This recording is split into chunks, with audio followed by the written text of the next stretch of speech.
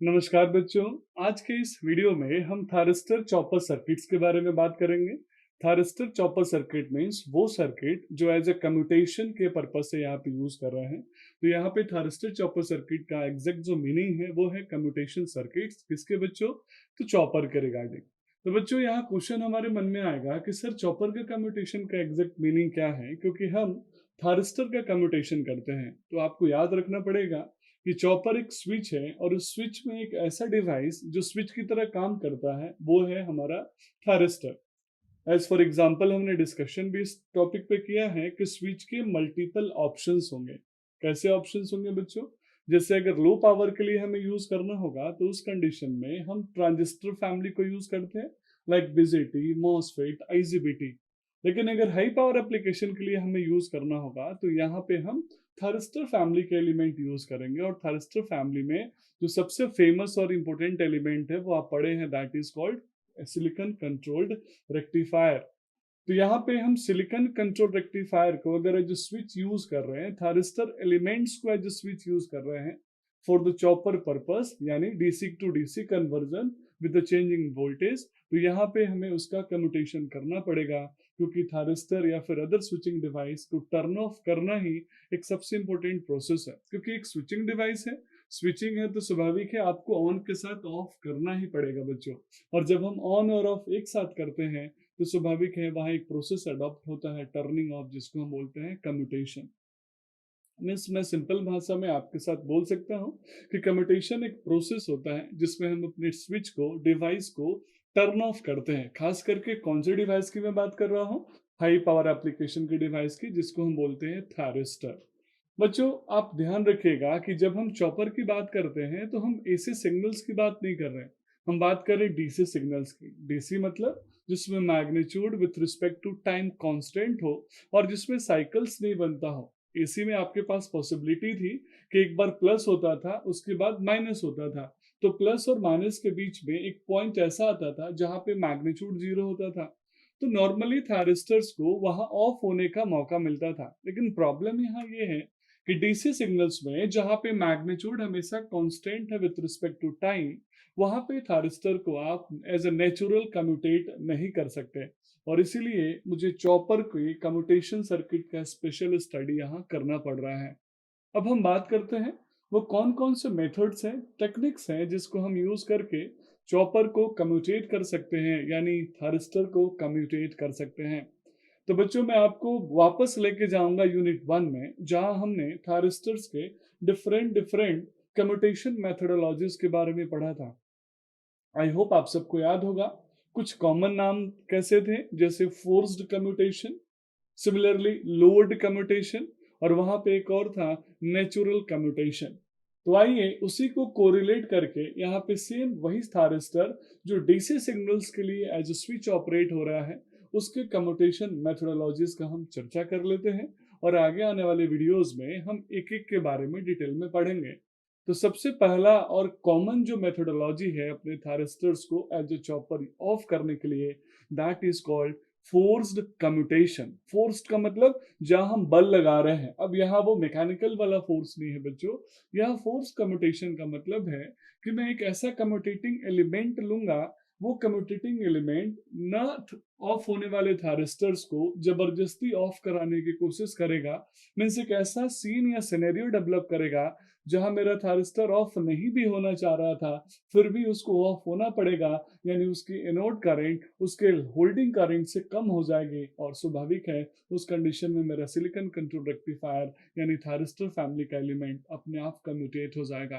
तो सबसे पहला और फेमस एलिमेंट है, that is called forced commutation. बच्चों फोर्स कम्यूटेशन में हमारे पास दो पॉसिबिलिटीज होती हैं।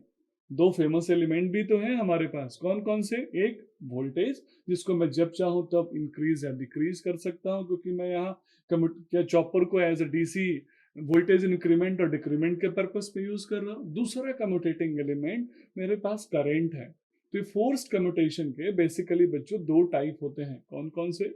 एक होता है वोल्टेज कम्यूटेशन चॉपर सर्किट, और दूसरा होगा करंट कम्यूटेड चॉपर सर्किट, यानी जिसमें हम वोल्टेज और करंट को यूज करके, इनके प्रॉपर्टीज को यूज करके अपने थारिस्टर्स को कम्यूटेट करूंगा, ऑफ करूंगा। अब एक सबसे अच्छा सवाल यहाँ पे बनेगा कि सर वोल्टेज और करंट तो एलिमेंट्स नहीं है, वो तो वोल्टेज और करंट तो डेवलप होने वाले हमारे सिग्नल्स हैं। ऐसे कौन से एलिमेंट्स होंगे उस सर्किट में जो इस फोर्स कम्यूटेशन को परफॉर्म करते होंगे? तो आई होप आपको याद होगा, हमारे पास दो ऐसे फेमस एलिमेंट हैं जो फोर्स कम्यूटेशन को सपोर्ट करते हैं, और वो है इंडक्टर और दूसरा कैपेसिटर। यानी अगर हमारे पास एक्सटर्नल एलिमेंट इंडक्टर और कैपेसिटर लगे हुए हैं, तो वो एक्सटर्नल एलिमेंट हमारे डिवाइस को फोर्सली टर्न ऑफ करेंगे। और वो जो फोर्स टर्न ऑफ करेंगे वो किसके रिस्पेक्ट में करेंगे बच्चों? वोल्टेज और करंट के रिस्पेक्ट में। और इसीलिए हम इसको बोलते हैं फोर्स कम्यूटेशन। और मैं इसको टॉपिक वाइज बोल सकता हूँ, वोल्टेज कम्यूटेटेड चॉपर और करंट कम्यूटेटेड चॉपर। अब हम दूसरे मेथड की बात करते हैं। अभी हमने सप्लाई साइड से कंट्रोल किया था करंट और वोल्टेज को।